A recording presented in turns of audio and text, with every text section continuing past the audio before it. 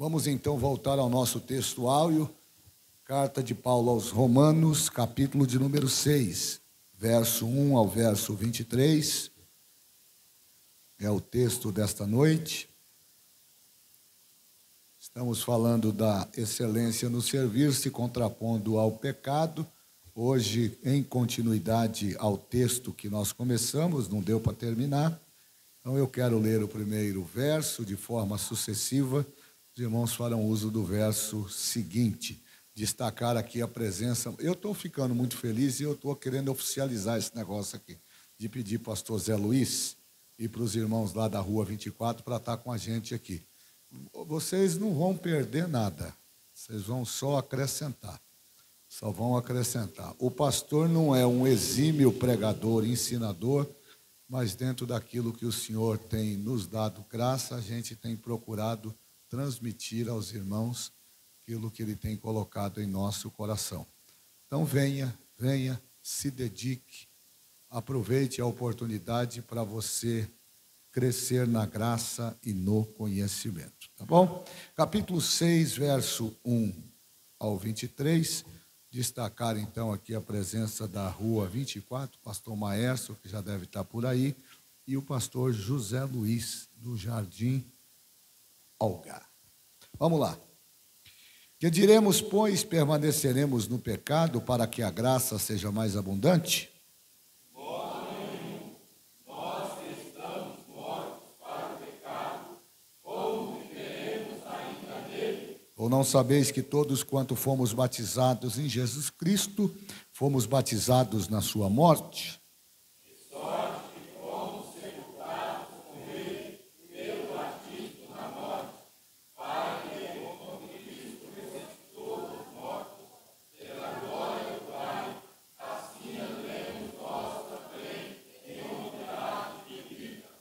Porque se fomos plantados juntamente com ele na semelhança da sua morte, também o seremos da sua ressurreição. Sabendo isto, que o nosso homem velho foi com ele crucificado, para que o corpo do pecado seja desfeito, assim não sirvamos mais ao pecado. Então vamos só repetir isso, para que não sirvamos mais ao pecado. Sabendo isto, que o nosso velho homem foi com ele crucificado para que o corpo do pecado seja desfeito, a fim de que não sirvamos mais o pecado. E aí ele continua, porque aquele que está morto está justificado do pecado. Verso 8.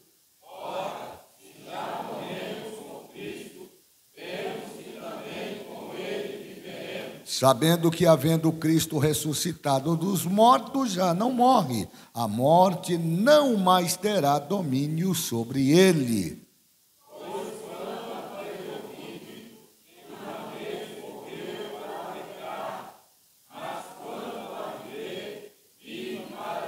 Assim também vós considerai-vos como mortos para o pecado, mas vivos para Deus em Cristo Jesus, o nosso Senhor.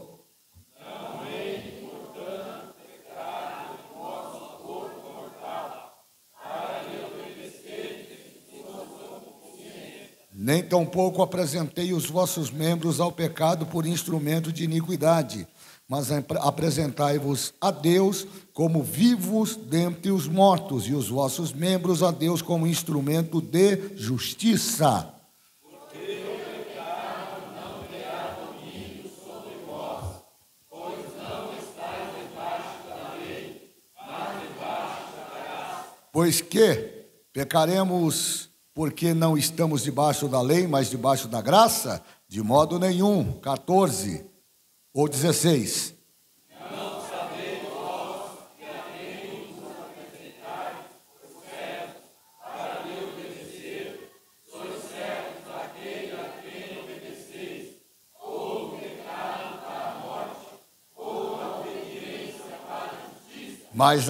Mas graças a Deus que, tendo sido servos do pecado, obedecestes de coração a forma de doutrina a que fostes entregues. Ele deixaste o pecado, fostes Falo como homem pela fraqueza da vossa carne, pois que assim como apresentastes os vossos membros para servirem à imundícia e à maldade para a maldade, assim apresentai agora os vossos membros para servirem à justiça para a santificação.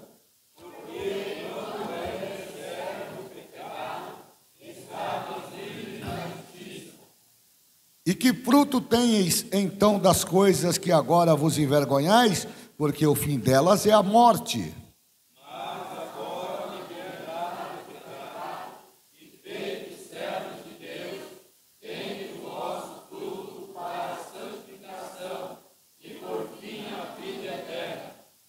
Porque o salário do pecado é a morte, mas o dom gratuito de Deus é a vida eterna por Cristo Jesus, nosso Senhor. Amém, meus irmãos? Vamos orar. Maravilhoso Deus e Pai, te agradecemos por todo o bem que nos tem feito, pela oportunidade de estarmos na tua casa nesta noite, Senhor. Pedimos mais uma vez que a tua boa mão continue nos abençoando, nos dando vitória, inspiração da tua palavra, tudo para que o teu nome venha a ser nas nossas vidas glorificado, Senhor. Nos ajuda nesta noite, é o que nós te pedimos em nome de Jesus. Amém. Tome assento, glorificando ao Senhor.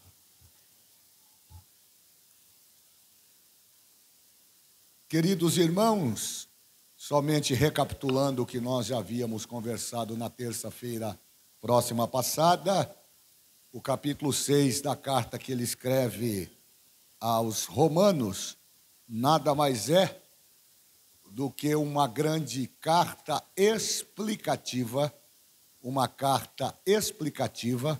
como Deus tem provido a nossa redenção e a nossa justificação. Esse é o propósito desse texto bíblico, mostrar-nos a importância da nossa redenção e também da nossa justificação. A excelência no servir, ela só será consolidada e fortalecida quando nós entendermos o propósito do sacrifício de Jesus. Se nós não absorvermos isso, se nós não conhecermos isso, e para conhecer isso nós precisamos basicamente entender esses dois básicos princípios que Paulo vai abordar, pelo menos nos capítulos 6, 7 e 8, e vai falar muito sobre graça, sobre pecado no capítulo 6, vai falar sobre justificação no capítulo 7 e vai terminar falando sobre a redenção lá no capítulo de número 8. Tudo com o propósito de nos mostrar a importância do sacrifício de Jesus e, portanto, a nossa responsabilidade agora, não como servos do pecado, mas como servos da justiça. E é interessante nós mostrarmos isso aqui, porque na sequência destas declarações, o apóstolo Paulo também vai nos falar da importância da doutrina da santificação e o processo mediante o qual o crente cresce em Deus e chega à maturidade cristã.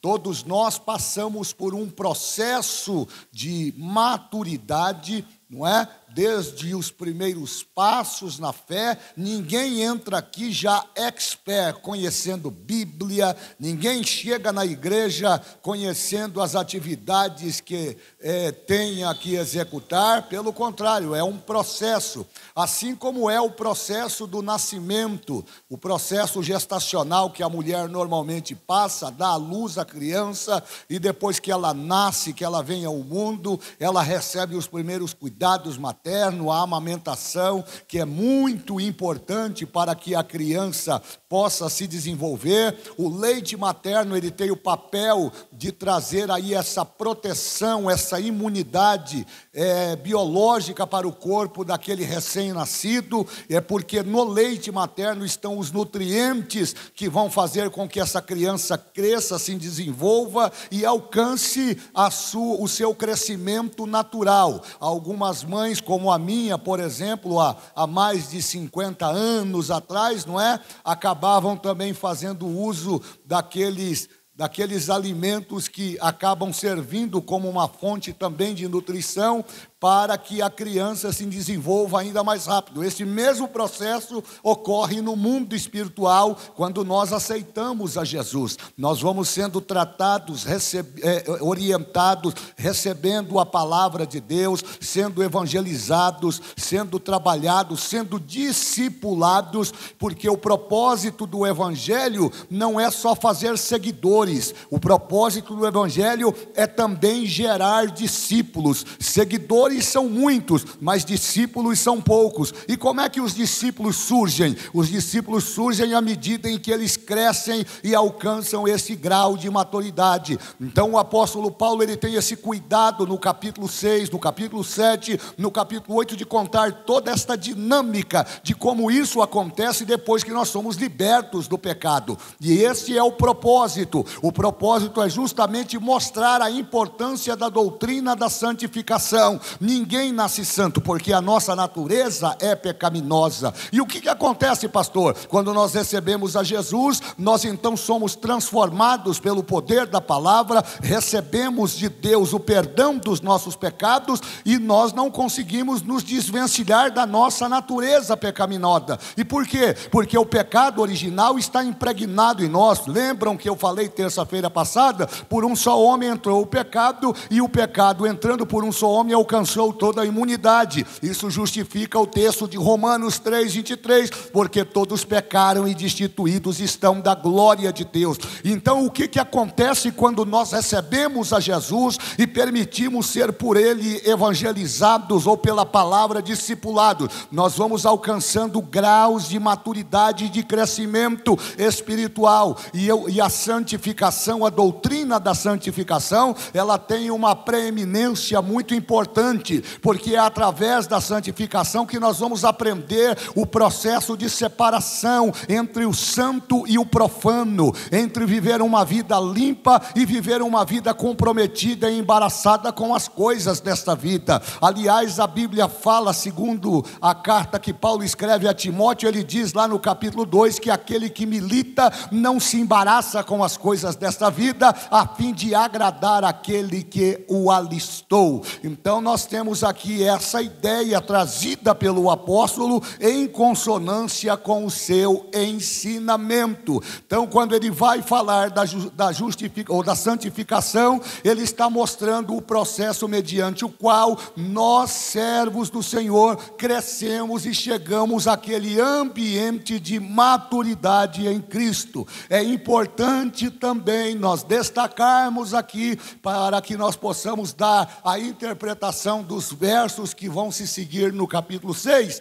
que, como já disse anteriormente, uma vez que ele está explicando a temática do capítulo 6, que ele vai resumir de forma bastante objetiva, por exemplo, no capítulo 3, verso 21. Aliás, alguém pode ler para mim aí? Vamos já olhar para a Bíblia, né? Porque senão o pastor fica falando aqui, e o importante aqui é destacar o que a Bíblia fala. O que é que a Bíblia fala? Vamos ver o que diz Paulo aos Romanos, no capítulo 3, verso 21. Olha que coisa interessante. Mas agora se manifestou sem a lei a justiça de Deus, tendo o testemunho da lei e dos profetas. Então nós temos aqui uma declaração de Paulo, que se manifesta agora a justiça de Deus, que é agora o caminho pelo qual o homem poderá ser alcançado. E por quê? Porque ele estava debaixo da lei, e a lei, na sua concepção, ela traz punição severa para aqueles que transgridem o mandamento. Lembram que eu falei para vocês terça-feira passada que o pecado, ele não tem só o título de nos fazer errar o alvo, porque a palavra pecado vem do original da palavra grega amartia, cujo significado, o sinônimo é errar o alvo. Então, quando eu peco contra Deus, eu estou errando o alvo. E não é só errar o alvo. A palavra pecado também nos leva àquela ideia de desobediência. E desobedecer o quê, pastor? Nós desobedecemos o mandamento divino. E aí eu contei toda uma cronologia para vocês. Da onde vem esse ato de desobediência? Da mulher que foi seduzida pela serpente, lá no capítulo de número 2 do livro do Gênesis. Ela foi induzida a erro e acabou sendo sendo apegada aos seus próprios sentimentos, ao seu próprio desejo, sendo convencida pela serpente, que coloca em xeque uma ordem dada por Deus. A partir daquele princípio, capítulo 3, nós vamos verificar então que houve ali um ato de transgressão, e ali da transgressão nasce o pecado. E por que nasce o pecado? Porque a mulher, ela errou o alvo. E qual era o alvo? O alvo era a santidade, era a obediência. Lembram que eu falei a vocês o que Deus disse a ela lá no jardim? Disse a ela, o homem no jardim: de tudo que vocês têm aqui, vocês podem usufruir, tudo isso é de vocês. Mas Deus aponta para a árvore da ciência do bem e do mal, que está no meio do jardim, e diz para eles: se vocês tocarem naquela árvore, se vocês ou tocarem naquele fruto, no fruto daquela árvore, que é a árvore da ciência do bem e do mal, no dia que vocês tocar, vocês vão morrer. Então havia ali uma orientação, havia ali uma determinação. Quando o homem peca, irmão Lírio, ele desobedece a Deus. Quando ele peca, ele erra o seu objetivo. Quando ele peca, ele sai do direcionamento de Deus. Quando ele peca, ele transgride um mandamento de Deus. Agora nós entendemos o porquê que todos nós fomos colocados neste pacote. Por quê? Porque por conta de um homem, o pecado entrou no mundo. Então o pecado, ele não pode ser visto somente como o ato de errar o alvo. É mais do que isso. O pecado é um ato de transgressão. É mais do que isso. O pecado é um ato de desobediência. E Paulo vai falar disso aqui com muita propriedade. E dentro desse contexto, dentro desse compêndio de orientações e explicações, como eu já disse anteriormente, ele vai destacar aqui 3 assuntos em partes. O primeiro, nós vamos perceber no próprio capítulo 6, e é o tema da nossa mensagem desta noite, não é? A excelência no servir e a libertação da tirania do pecado. Excelência no servir impõe romper com a tirania do pecado. E por quê? Porque o pecado é tirano, o pecado escraviza, o pecado engoda, o pecado nos ilude, o pecado nos faz ter uma sensação de prazer no momento em que nós ainda não pecamos, mas depois que nós cometemos a transgressão, nós sentimos culpa, e isso é natural, e isso nós vemos no próprio jardim, porque a Bíblia diz que quando o homem peca, quando ele é seduzido pela esposa a comer do fruto, a partir daquele momento, os olhos do homem e da mulher se abrem, e eles percebem uma coisa interessante que está no texto bíblico e muito pouco abordado. O que eles percebem de forma instantânea? Eles percebem que eles estão nus. E nudez no mundo espiritual representa fragilidade.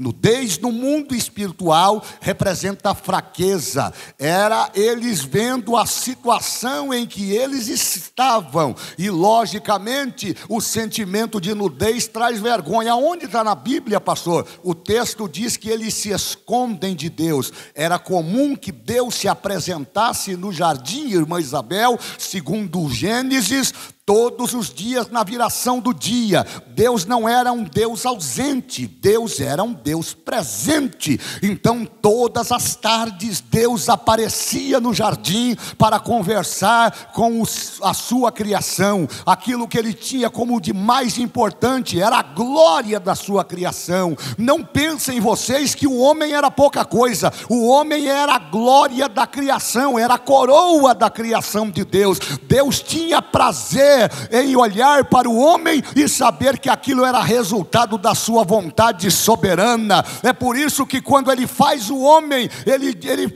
usa uma expressão muito interessante, não é? Porque Deus no hebraico é Elohim, ou Elohim, e quando ele resolve criar o homem, ele não faz isso sozinho. Em todas as ações de Deus você vai ver Deus, Elohim, criando as coisas de forma individualizada, e isso é um assunto para para outro dia. Mas quando ele vai criar o homem, ele chama a Trindade. O mesmo Deus que subsiste em três pessoas, Pai, Filho e Espírito Santo, se reúnem. E ele faz essa, ele usa, o escritor Moisés usa essa expressão: façamos o homem a nossa imagem conforme a nossa semelhança. Então o homem não era pouca coisa. O homem foi colocado no jardim para dominar sobre tudo e sobre todas as coisas, mas agora o homem está escondido. E quando Deus chama Adão, Adão não responde, e Deus continua indagando: Adão, aonde estás? Até que ele não resiste à voz de Deus, porque ninguém resiste à voz de Deus. Aí ele se apresenta e Deus pergunta para ele: Adão, onde é que você estava, que eu estou lhe chamando e você não responde? Ele diz: eu me escondi.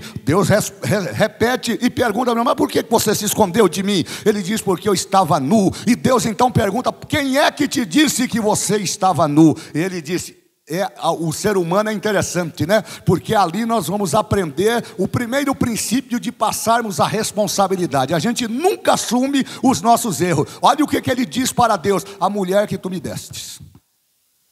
Ele passou a responsabilidade para a mulher. E a mulher, consequentemente, passou a responsabilidade para quem? Para a serpente. Aí nós vamos encontrar aquele julgamento clássico que Deus estabelece lá a partir do verso 15 do capítulo 3, sentenciando o homem, a mulher e a serpente. Cada um deles recebem uma pena, e dentro desta pena eles serão obrigados agora, entre outras coisas, a passarem o processo mais difícil. Qual é? Serem expulsos do jardim. E a Bíblia diz que eles foram expulsos. Percebam que nessa trajetória, isso não é a história filosófica, isso é Bíblia. Percebam que não cabem aqui as ideias que a filosofia pós-moderna apresenta. Não há ambiente aqui para o entendimento de Charles Darwin. A ideia do evolucionismo não cabe aqui. Porque o homem não é resultado da ameba. O homem é resultado da criação, da essência do próprio Deus. Deus não criou o homem de um outro ser. Deus criou o homem da sua própria existência. E quem é Deus? Deus não nasceu, Deus subsiste eternamente. Moisés, no Salmo 90, verso 2, diz que de eternidade a eternidade Ele é Deus. Deus é aquele que está no passado, Deus é aquele que está no presente, e Ele também é aquele que está no futuro. Ou seja, significa dizer que Deus não está preso no tempo, numa espécie de globo de tempo, em que Ele não tenha vontade expressiva de realizar aquilo que deseja. Não, Deus está acima do tempo. Ele conhece o passado como passado, o presente como presente e o futuro como futuro. E o escritor aos Hebreus diz isto: Ele é o mesmo ontem, hoje e será eternamente. Então esse Deus que nós estamos apresentando agora toma uma decisão árdua: expulsar a sua criação do jardim. E assim foi. Dentro desse contexto, nós temos agora o homem lançado para fora do jardim. E como consequência dessa expulsão, há a marca do pecado. O pecado se impregna, e aí nós vamos ver os primeiros homens que habitam a terra, que é o próprio Adão, Eva e os seus filhos, Abel, Caim e Abel. E o outro, que me fugiu agora o nome, Sete. Deles, a terra vai sendo povoada, a violência vai predominando como consequência do pecado, até que nós chegamos, para a gente avançar, naquilo que nós chamamos na Bíblia de dispensação da graça. Os teólogos pós-modernos questionam, por exemplo, os períodos dispensacionais, dizendo que isto seria uma ideia dos teólogos que seguem a visão arminiana. Eu não sou de ficar discutindo isso. Mas eu entendo que existem períodos ou dispensações que precisam ser respeitadas na história da humanidade para que nós entendamos a evolução e cronologia do pecado. O pecado nasce no Éden, mas à medida em que ele vai se estabelecendo com a geração ou com o surgimento da raça humana, o pecado também vai evoluindo. Então nós precisamos respeitar o princípio das dispensações, a dispensação da inocência, a dispensação da consciência. Da onde nasce a dispensação da consciência? No término da dispensação da inocência. Quando o homem é tirado para fora do jardim, ele passa agora a estar por sua própria conta. Ele agora é consciente dos seus atos. Pastor, como ele é consciente? É lógico que ele é consciente. Ele percebeu que ele estava nu. Se ele percebeu que ele estava nu, isso é sinônimo de consciência. Ele tinha consciência. Quem foi que disse para você que você estava nu? Isso é consciência. Depois nós temos, depois da dispensação da consciência, nós temos a dispensação do governo humano. Nós temos a dispensação patriarcal. E nós temos dispensações que vão chegar até a dispensação da graça. E eu expliquei aqui terça-feira para vocês que se nós desejamos servir a Deus com excelência, o mínimo que nós precisamos conhecer é como funciona o Instituto da Graça. Porque nós não trabalhamos para a instituição. Nós trabalhamos para o reino, em prol de pessoas. Então, quando você exerce, nós estamos falando sobre isso, a nossa temática anual é a excelência no servir. Quando você, por exemplo, pega a sua câmera para tirar fotos, você está executando uma atividade que lhe foi direcionada e delegada por alguém, mas não no sentido de receber no final do mês um salário.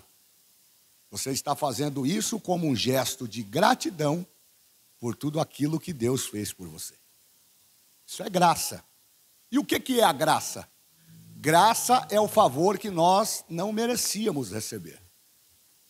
Então ela reconhece que ela está aqui não é pelos méritos dela, porque a graça ela não nos avalia pelo ambiente da meritocracia. Quanto mais obras eu faço, mais possibilidades eu tenho de me aproximar de Deus. Esse talvez seja o grande enfrentamento e a grande discussão no mundo pós-moderno. Porque se nós fôssemos salvos pelas nossas obras, estaria tudo resolvido. Mas o ato de ser generoso, nós não podemos esquecer que está atrelado aos atributos comunicáveis de Deus transferido para nós no ato da criação. Já expliquei para vocês aqui também que Deus, na sua eternidade, ele tem atributos comunicáveis e incomunicáveis. Mostrei que os atributos incomunicáveis são a sua onisciência. Deus conhece o futuro antes do futuro se formar. Isso é fantástico. Davi escreve Salmo 139. Quem é como tu? Se eu me esconder nas partes mais baixas da terra, o Senhor está lá. Se eu subir aos mais altos céus, o Senhor está lá. O Senhor me conhece no ventre da minha mãe, antes dos meus ossos se formarem. O que é isso? Onisciência. Deus é onipresente, e aí eu ensinei a vocês uma dinâmica do que o mundo espiritual é capaz de fazer. O diabo é tudo, e nós não estamos aqui para patrocinar ele, mas preciso ensinar isso a vocês. O diabo é astuto, o diabo é ladrão, é mentiroso, é o pai da mentira, veio para matar, roubar e destruir. O diabo é sagaz. O diabo trabalha nas oportunidades, preste atenção nisso. Não fique pensando você que o diabo está preocupado com os grandes movimentos. O diabo não está preocupado com os grandes movimentos, ele está preocupado com você. Se ele conseguir tirar o teu foco e te fazer errar o seu alvo, é o suficiente. Então, dentro da sua sagacidade, ele não vai colocar tropeços que sejam capazes de chamar a sua atenção. O diabo sempre vai colocar situações que, num primeiro momento, ao você olhar, você diz assim, não é nada. Eu dei o exemplo aqui da mentira. O pai que conta uma mentirinha para o filho. Ou quando alguém chega lá na sua casa no domingo à tarde, que você está tirando aquela amador no telefone e toca, o teu pai está aí? Aí você levanta do sofá e faz assim. Não tem aqui não, é só na outra igreja que eu conheço aí. Aqui é tudo gente boa. Não, mas isso não é nada. Isso é só uma mentirinha. Não. Para Deus não tem esse negócio. E nem para o diabo. E por quê? Porque ele é o pai da mentira, ele é o autor da mentira. Então, quando eu conto uma mentira, na minha concepção e no ato de consciência, ela pode ser pequenininha. Mas no mundo espiritual ela vai gerar resultado. E é da mentirinha que vem a mentira, e depois eu não sei se no aumentativo cabe a mentirona, professora Isabel. Mas se não couber, depois eu me corrijo aí, tá? A minha gramática está meio ruizinha. Mas o fato é que o diabo, na sua sagacidade, ele quer atrapalhar a sua vida. Então, o que ele vai fazer? Ele vai criar situações. Mas o que é que o diabo não consegue fazer? O diabo não consegue ser como Deus. E eu vou te dar a oportunidade de você dar glória a Deus agora. O diabo é mentiroso, é sagaz, é enganador, é assassino, rouba, mata, destrói. Mas o diabo não consegue fazer o que Deus faz. Por isso que ele é o diabo e o seu Deus é o seu Deus. E o que é que o diabo não pode fazer, pastor? O diabo não pode estar em todos os lugares ao mesmo tempo, porque este é um atributo incomunicável de Deus. Deus está aqui, Deus está aí, Deus está dentro, Deus está fora, Deus está em cima, Deus está embaixo, Deus está presente aqui, Deus está presente na sua casa. O diabo precisa do instituto da velocidade, ele é veloz, mas ele não é onipresente. Então, quando Deus diz a você, como diz Davi no Salmo 91, direi do Senhor, Ele é o meu Deus, Ele é o meu refúgio, a minha fortaleza, nele eu confiarei. O que o Davi estava dizendo? Eu não tenho preocupação, porque Deus está em todos os lugares ao mesmo tempo, no mesmo momento, de maneiras que, se Deus prometeu que Ele está com você, Ele continua com você e vai continuar te guardando para a glória do nome de Jesus. Então esse é o seu Deus. Então Deus vai, o apóstolo Paulo então vai tratar, primeiro no capítulo 6, sobre a libertação em relação à tirania do pecado.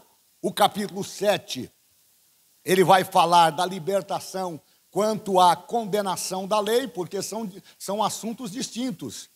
Assuntos distintos. Primeiro, eu preciso ter consciência, irmã Madalena, que eu estou condenado à morte eterna.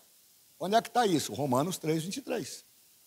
Todos pecaram. Usei aqui a figura o verbo destituir, que é uma linguagem jurídica. Paulo usou essa linguagem jurídica do verbo destituir para mostrar que isso era aplicado na lei romana, quando o detentor de uma herança queria deserdar alguém que não merecia. O que ele fazia? Ele usava o instituto da destituição, dizendo: você não é capaz de herdar a herança que eu tenho. E foi exatamente isso que o homem fez. Quando ele pecou contra Deus, ele jogou fora a herança de vida eterna que Deus havia dado. Ou vocês acham que Deus criou a humanidade para sofrer? Nós estamos vivendo um ápice de violência no nosso país, e não é só no nosso país, é no mundo inteiro. Nós estamos vivendo ápices de catástrofes continuadas, como se Deus estivesse alheio a tudo isso. Pastor, e por que Deus não faz alguma coisa? Porque Deus já fez alguma coisa. Deus já estabeleceu uma sentença e um julgamento, inclusive a condenados no mundo espiritual, que serão apresentados em juízo para que a pena seja executada. Isso é uma figura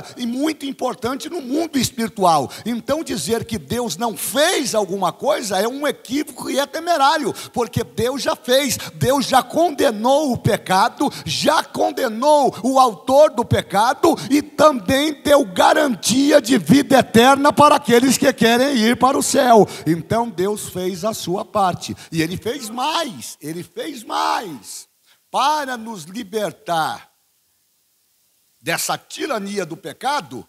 Deus precisava respeitar a sua própria lei. Um dia alguém me perguntou assim: pastor, não seria mais fácil, já que Deus é onisciente, sabe tudo, já que Deus é onipotente, não tem ninguém acima dele, e já que Deus é onipresente, ele está em todos os lugares ao mesmo tempo. Será que Deus não sabia que o diabo haveria de enganar a mulher? Eu disse sim, sabia. E por que Deus não fez nada? Explico. Porque Deus não criou um ser com evolução, com entendimento, e isso é uma coisa que nós precisamos entender, gente. Em todo o ambiente da criação, o único ser racional é o homem. O homem traz atributos da divindade do próprio Deus, o que nós chamamos de atributos comunicáveis. Bondade, misericórdia, paciência, benignidade, amor. E como é que o homem poderia executar isto se ele fosse uma espécie de robô? Faz isso, faz aquilo. Faz isso, faz aquilo. Então Deus deu ao homem um instituto chamado de livre-arbítrio. Por mais que você não queira ou resista a entender isto, este é um princípio que gera resultados no mundo espiritual. Nós somos resultado da escolha que nós fazemos. Então, quando você recebe a Jesus como teu Salvador, se você resolve abandonar o pecado, e abandonar o pecado não é se tornar um crente radical, um xiita evangélico. Eu já disse a vocês que eu estudei com um colega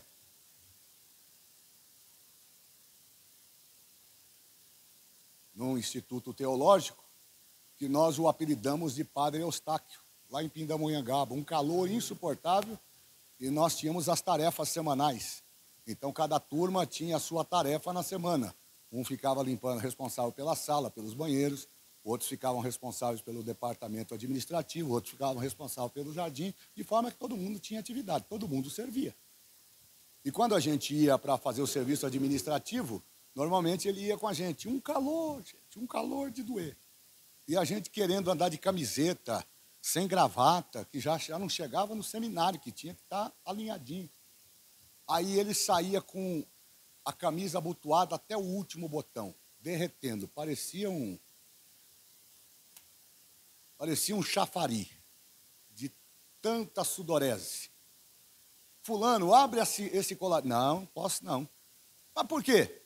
Porque todo mundo tem que saber que eu sou crente.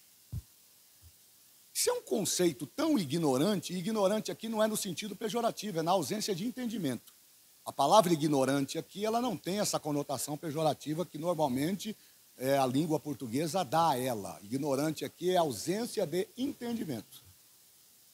Então ele dizia, não, isso aqui é uma forma que eu tenho de me identificar com as pessoas, quando na verdade o que nos identifica com relação às nossas escolhas não é a roupa que a gente veste. Não é o carro que a gente tem. Não é o grau de conhecimento, de intelectualidade, de formação que nós temos. O que nos faz ser diferentes num mundo onde todos são iguais é a transformação do nosso caráter. E é isso que o Instituto da Graça faz. E aí nós não podemos, expliquei terça-feira e vou repassar aqui, nós não podemos confundir graça com misericórdia. Misericórdia é também um atributo comunicável de Deus. E nós temos em nós esse atributo de misericórdia. Quando você vê, por exemplo, aquela pessoa, esses dias eu passei na rua e vi um senhor de meia idade, não tinha mais do que 40 anos, porte físico adequado, roupas sujas, mas percebia-se que eram roupas que estavam sujas pelo desgaste, talvez pela circunstância em que ele estava inserido, mas mexendo no lixo.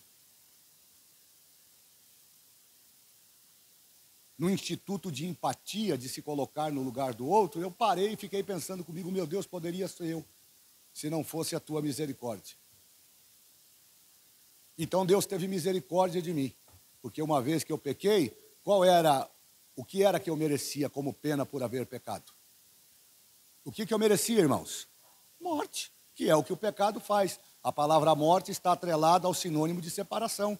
Todos pecaram e destituídos foram da glória de Deus. Perdi a minha herança eterna, estou morto. Vou ser condenado à morte eterna. Mas aí, por um ato de misericórdia, Valdir, Deus falou, eu não vou matar ele não. Então, o que é a misericórdia? A misericórdia é um ato de Deus de não nos dar aquilo que nós de fato merecíamos receber. Então, quando Deus tem misericórdia de nós, Ele está dizendo, você merecia a morte.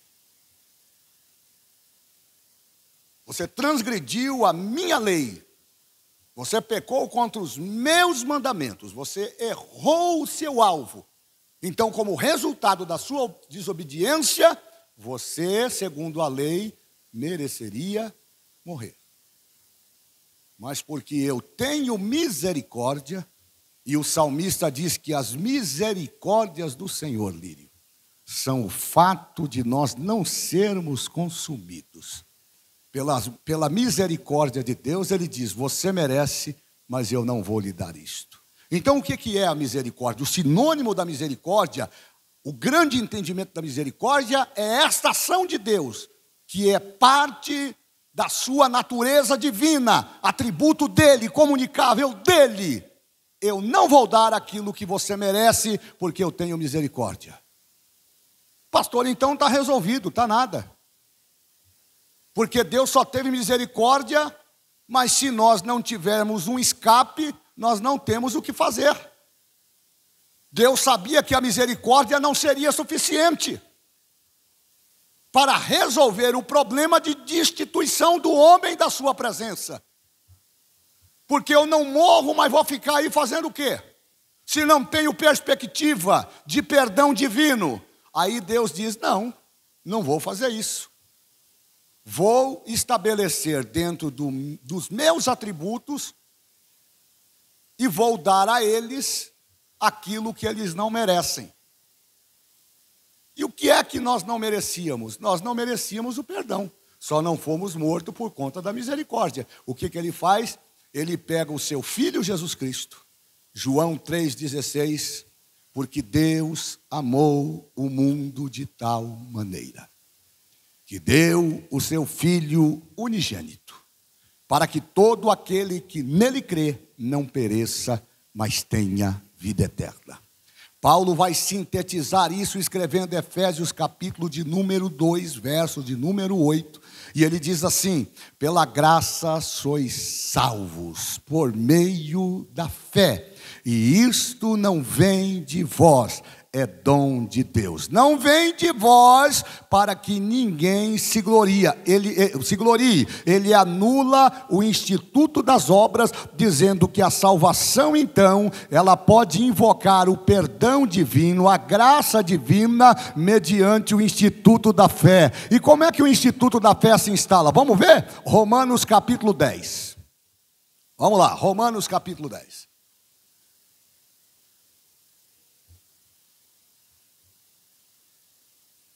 Vai dando uma olhada aí para mim. Romanos capítulo 10.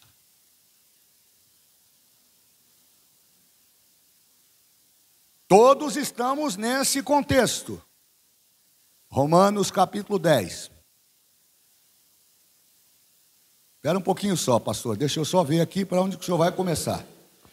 Leia a partir do verso de número 3. Porquanto, não conhecendo a justiça de Deus e procurando estabelecer a sua própria justiça, não se sujeitaram à justiça de Deus. Porque o fim da lei é Cristo para a justiça de todo aquele que crê. Ora, Moisés descreve a justiça que é pela lei, dizendo: o homem que fizer estas coisas viverá por elas. Mas a justiça que é pela fé diz assim: não digas em teu coração: quem subirá ao céu, isto é, a trazer do alto a Cristo? Ou quem descerá ao abismo, isto é, a tornar a trazer dentre os mortos a Cristo? Mas que diz: a palavra está junto de ti, na tua boca e no teu coração. Esta é a palavra da fé que pregamos, a saber, se com a tua boca confessares ao Senhor Jesus e em teu coração creres que Deus o ressuscitou dos mortos, serás salvo. Visto que com o coração se crê para a justiça e com a boca se faz confissão para a salvação. Porque a Escritura diz: todo aquele que nele crê não será confundido. Porquanto não há diferença entre judeu e grego, porque um mesmo é o Senhor de todos, rico para com todos os que o invocam. Porque todo aquele que invocar o nome do Senhor será salvo. Como, pois, invocarão aquele em quem não creram? E como crerão naquele de quem não ouviram? E como ouvirão se não há quem pregue?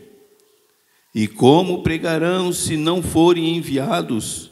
Como está escrito: quão formosos os pés dos que anunciam a paz, dos que anunciam as coisas boas. Mas nem todos obedecem ao Evangelho, pois Isaías diz: Senhor, quem deu crédito à nossa pregação? De sorte que a fé é pelo ouvir, e o ouvir pela palavra de Deus. Mas digo: porventura não ouviram? Sim, por certo, pois por toda a terra saiu a voz deles, e as suas palavras até aos confins do mundo. Mas digo: porventura Israel não o soube? Primeiramente diz Moisés: eu vos meterei em ciúmes com aqueles que não são povo, com gente insensata vos provocarei a ira. E Isaías ousadamente diz: fui achado pelos que me não buscavam, fui manifestado aos que por mim não perguntavam. Mas contra Israel diz: todo dia estendi as minhas mãos a um povo rebelde e contradizente. Uau! Isso é fantástico.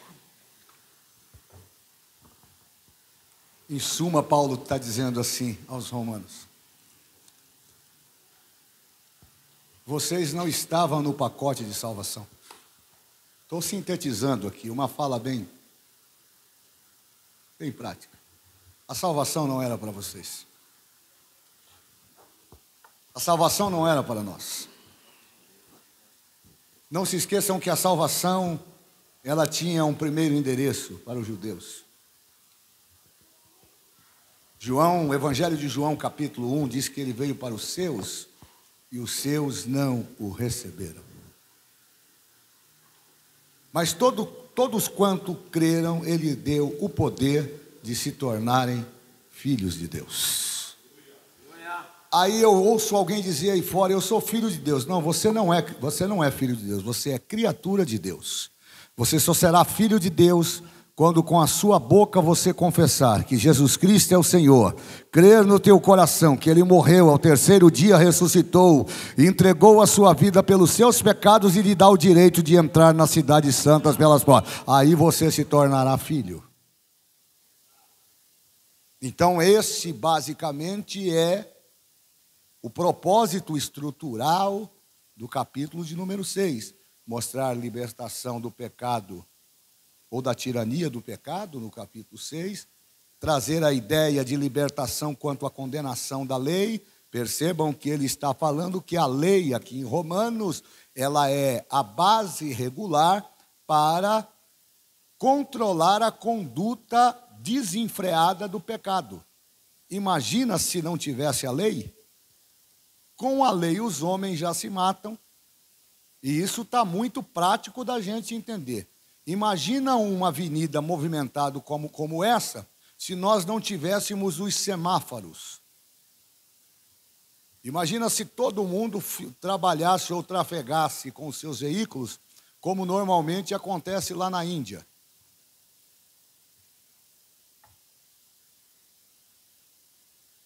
Então a lei, na verdade, irmã e irmãos, a lei nada mais é do que um sinalizador. Como uma espécie, para sintetizar, para você compreender melhor. Deus estabelece um limite para impor regramento ao comportamento humano. E ele usa então, vou usar a metáfora do sinaleiro, para dizer que quando ele está verde você pode caminhar. Já que o propósito do pecado é nos fazer errar o alvo, nos leva à ideia de que nós estamos em uma trajetória, em uma caminhada, e isso tem sustentação bíblica. Paulo escrevendo aos Colossenses, aos Filipenses, salvo o melhor juízo, capítulo 3, verso 10, ele diz: eu não julgo que já haja alcançado, mas uma coisa faço, que é esquecendo-me daquilo que para trás ficou e avançando para o que está diante de mim, prossigo para o alvo pelo prêmio da soberana vocação de Deus em Cristo Jesus. Nos leva a entender que a vida é uma estrada, e essa estrada, ela está cheia de perigos, e nessa estrada cheia de perigos, existem momentos que nós precisamos respeitar a sinalização. E por quê? Porque se nós não respeitarmos a sinalização, uma vez que nós não temos o atributo da onisciência, nós precisamos depender de Deus. É exatamente isso que Deus fez com o homem. Ele cria a lei, e a lei é uma espécie de limitador das ações humanas, para que o pecado não se tornasse desenfreado. Então o homem sabia que quando ele estava caminhando, a lei era o seu instrumento de controle. Quando ele saía ou ameaçava sair, aquele sinaleiro mudava de cor, ia para o amarelo. Toma cuidado, que se você avançar, você vai ter problema. E o vermelho? O vermelho é a proibição. Até hoje é assim. O crente cheio do Espírito Santo, ele sabe qual é o ambiente que cabe a ele. Sim ou não? Sim ou não? Eu já contei para vocês uma experiência que eu tive numa padaria lá em São Paulo, onde eu tomava café frequentemente. O Caleb, desde criancinha, ia comigo lá. Então, um dia eu estou na fila do caixa, e tem lá um crente na minha frente. E na frente deste servo de Deus, tinha uma senhora que estava com algumas coisas na mão. Ela estava com um excesso de...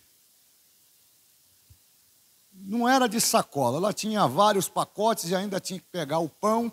E aí, quando ela chegou no caixa, ela precisava pegar aquela tradicional bolsinha que as mulheres adoram, né? É só vocês que compreendem isso. Coloca lá 1 milhão de reais dentro daquela bolsinha e não acontece nada. Mas como ela estava com as mãos ocupadas, quando ela sacou o dinheiro, caiu uma nota. Eu estou atrás e estou vendo.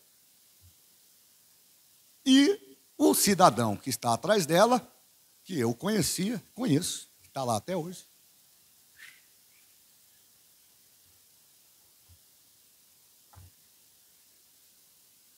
e do jeito que estava, ficou. E ela percebeu que alguma coisa caiu, ela parou, olhou para trás, e aí você poderia ter dito assim: pastor, mas por que você não falou já que você viu? Porque eu queria ver até onde ele ia.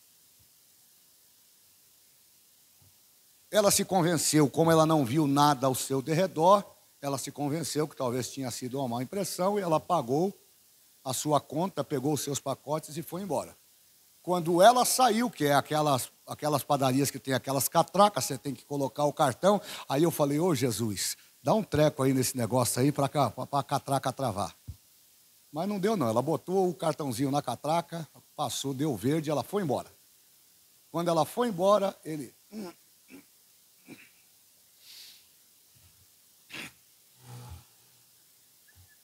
deu a comanda dele no caixa e com a outra mão ele deu aquele dinheiro.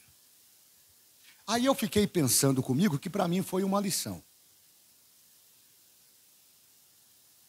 Pensando do ponto de vista espiritual, daqueles que foram alcançados por Deus por meio do perdão dos pecados.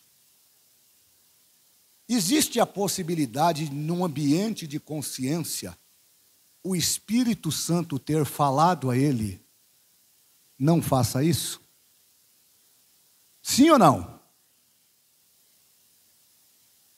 Porque é exatamente isso que acontece. Assim como a lei era um farol para controlar as ações pecaminosas do homem, por isso que Moisés diz que a alma que pecar, esta morrerá, porque a punição para o pecado é a morte. O Espírito Santo agora dentro do crente, ele é uma ele é a própria essência da verdade dentro de você. Ele não aparece de vez em quando, ou só quando você está em apuro. Nós precisamos acabar com essa ideia de que o Espírito Santo é uma espécie de super-herói, que só aparece quando você está em perigo, que só aparece quando você grita por ele: vem aqui, me ajuda aqui. Não, não, não. O Espírito Santo habita dentro de cada um de nós. Ele faz morada dentro de nós. Aí eu fiquei pensando comigo, como é que o Espírito Santo interpretou aquela atitude?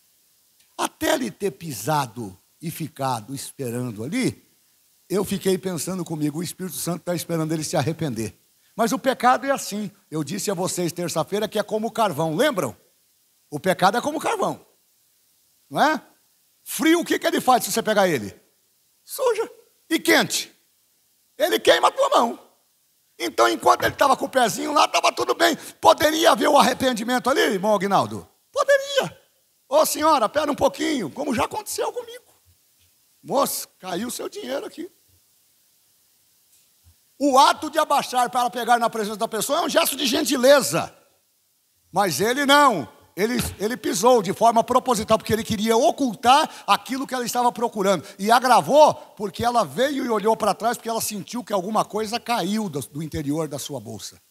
Então ali já tem um ato volutivo, provocativo, que ele mesmo gerou. Mas o Espírito Santo está dando a ele a oportunidade do arrependimento. E é assim que Deus faz com a gente, quando a gente está na iminência de pecar.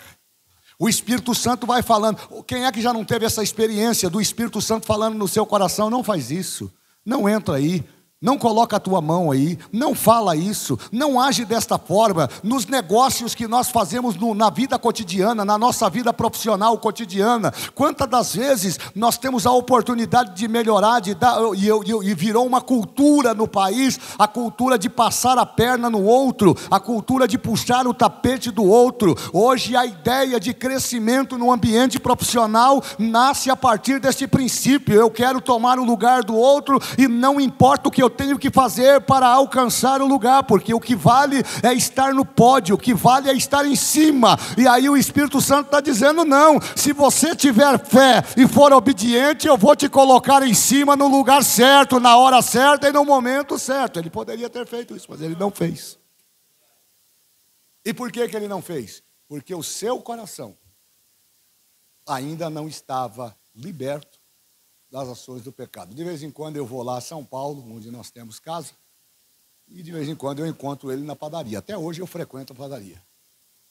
Eu ainda não tive coragem de dar uma enquadrada nele.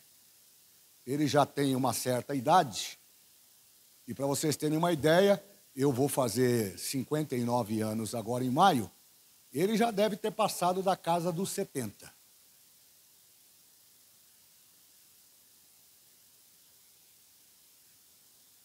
Então, capítulo 6, Deus nos livra da tirania do pecado. Capítulo 7, Deus nos livra da condenação do pecado. E no capítulo 8, Deus nos dá vida no poder do Espírito Santo. Tudo isso acontece aqui. E aí, para a gente caminhar para o encerramento, se Deus nos ama, e alguém pode dizer assim, mas Deus ama mesmo? Lógico que ama. E se Deus nos ama, Ele também perdoa. E se Deus perdoa, por que é que nós não podemos perdoar? Isso é uma pergunta que não quer calar. Se o perdão é um ato de garantia, ou um ato garantido, que Deus nos dá como resultado da liberdade que temos, e Paulo diz no capítulo 5 de Gálatas, que agora nós vivemos de fato a verdadeira liberdade, porque a sensação de que nós temos liberdade, que as pessoas têm liberdade numa vida pecaminosa, é uma indução do próprio inimigo. Percebam, eu fico assustado quando eu vejo, por exemplo, as pessoas falarem do dízimo na igreja. Lá em Mariporã eu tive uma experiência com uma pessoa muito importante da cidade, onde fiquei lá quase 6 anos. Nós tivemos um problema lá na igreja e precisou acionar a justiça, tivemos que fazer uma ação judicial lá, precisou acionar a justiça. E um dia eu estou lá no fórum.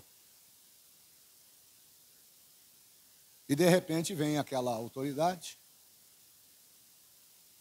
e o colega advogado que estava comigo me apresentou, falou, esse aqui é o fulano, esse aqui é o pastor, tá? Aí aquela autoridade olhou para mim e perguntou assim, a sua igreja é aquela lá da televisão? Televisão? É, a igreja da televisão. Aí eu entendi o que ele estava me perguntando. Ele queria saber se a igreja que eu servia, que eu trabalho, é a igreja que tem a mesma proporção da televisão. Eu digo não, não é a igreja da televisão. Não, porque a igreja da televisão é isso. Então, tudo sempre focado no ambiente do dinheiro, do quantitativo. E aí eu mostrei para ele que a igreja ela não tem esse viés. Não, mas como não tem esse viés? Tem esse viés, sim. A igreja subsiste do quê? De arrecadação dos recursos que os seus fiéis trazem. Eu falei, mas é só a igreja que faz isso? Esses dias nós vimos o pastor nos dando um ensinamento lá em Perus, e eu não tinha parado para analisar o que ele falou. Mas se você parar e prestar atenção, toda religião te pede alguma coisa. Se você for lá no centro espírita, tem que deixar alguma coisinha. Se você for lá no candomblé, o santo lá, o caboclo lá, o guia, vai pedir algum trem para você. Se você for lá visitar o Buda, tem que deixar uma moedinha. Se você for no Islã, você tem que deixar alguma coisa. E a coisa está tão avançada, porque você vive num mundo capitalista, que o próprio crime organizado entendeu que isso é uma moeda de troca. Então, pasmem os senhores, hoje nós temos em algumas regiões de São Paulo, áreas em que são alugadas para o crime, para a prática de venda de entorpecente. E o indivíduo paga uma espécie de aluguel para que ele possa atuar naquela determinada área. Então, tudo envolve dinheiro. Então, quando se ataca a igreja, não, mas eu vou dar dinheiro para o pastor. Primeiro que você não dá dinheiro para o pastor. Eu estou agora aqui para começar uma obra desse estacionamento. E como é que eu vou conseguir fazer isso? Nós não temos recurso do governo. Nós não recebemos emenda parlamentar. Nós não recebemos ajuda dos empresários. Nós subsistimos com a contribuição dos crentes fiéis que trazem o seu dízimo e a sua oferta à casa do tesouro. Agora, uma coisa é receber e outra coisa é aplicar. Quando eu entrego, eu não entrego com o sentimento de querer saber o que vai ser feito. Uma vez que eu entreguei, a responsabilidade agora está em quem recebeu. Quem recebeu tem que ter juízo, porque se não tiver juízo, além de prestar contas aqui, vai prestar conta com o dono da igreja. E nós não podemos esquecer que a igreja tem dono. Então é esse o ambiente em que nós estamos inseridos, falando de perdão. Se o perdão é garantido, nós temos liberdade de pecar quando quisermos? É essa a pergunta de Paulo. Já que Deus nos perdoou, vale a pena? É a ideia de Calvino, uma vez salvo, salvo para sempre. Não é? Os calvinistas levantam essa bandeira. Não, aceitou Jesus? Aceitou. Mas desviou? Não, mas está salvo. Não, não está não. Está não. Está não. Já expliquei para vocês aqui. A vida espiritual, já que é uma caminhada, é como você pegar o trem daqui para a Estação da Luz. Sai daqui de Morato, o pastor Djalma. E qual é o destino dele? Estação da Luz. Eu estou indo para a Estação da Luz. E se eu resolver descer em Caieiras porque me deu vontade de comer um pastel? O trem tem que ficar esperando eu comer o pastel? De quem foi a escolha de sair? Foi minha ou do trem? Foi minha.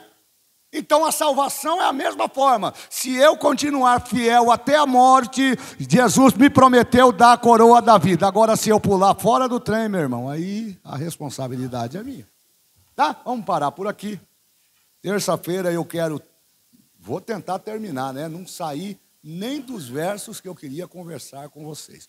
Mas aqui para a gente falar de forma bastante acentuada e terminar, pelo menos essa parte do verso 1, verso 2, ele faz uma indagação interessante e é só para ficar gravada aí no seu entendimento. Ele começa, como eu disse terça-feira, fazendo uma indagação. Que diremos, pois? Permaneceremos no pecado para que a graça seja mais abundante? De modo nenhum, ele responde, né? A resposta de Paulo aqui é enérgica. Essa atitude de decidir pecar no futuro para tirar vantagem da benignidade de Deus, mostra que a pessoa que não entende a seriedade do pecado brinca com isso. Muita gente brincando com o pecado. Muita gente brincando com o pecado. Querido, não brinque com o pecado. O pecado pode te levar para o inferno. O perdão divino, guarde isto, o perdão divino não diminui a seriedade do pecado. A morte de Jesus Cristo pelo pecado mostra-nos as terríveis consequências geradas pelo próprio pecado. Onde é que está isso, pastor? Isaías 53. Isaías chega a declarar que o pecado é tão forte que alterou a fisionomia do Messias. Isaías chega a dizer assim, que nós nenhuma beleza víamos para que o desejássemos. Homem de dores, experimentado no sofrimento, na dificuldade. Mas Isaías continua dizendo, mas o castigo que nos traz a paz hoje estava sobre ele. Isaías está dizendo assim, ele não perguntou de quem era o pecado, o tamanho do pecado e o grau do pecado, ele absorveu tudo para si. O castigo que hoje te traz a paz, te traz a alegria, te dá o direito de estar aqui, estava sobre ele. Isaías continua dizendo, pelas suas pisaduras nós fomos sarados. Quantos foram sarados por Jesus aqui nessa noite? Então isso é o que vale. Então não brinque com o pecado. Porque se você brincar com o pecado, você vai arcar com as consequências do pecado. Se lembre, Deus te libertou com relação à tirania do pecado. Capítulo 6. Deus te libertou quanto à condenação da lei. Capítulo 7. E fez mais do que isso. Deus te deu perdão pelo poder do Espírito Santo e Ele vai demonstrar isso no capítulo 8. Terça-feira nós vamos continuar falando sobre isso. Tem ainda alguns versos para a gente trabalhar. E a partir da semana que vem nós vamos já para o verso de número 10. Vamos encontrar um monte de coisa interessante para discutir aqui para a glória de Deus. Qual é o hino, Davi, que eu gosto demais? 75.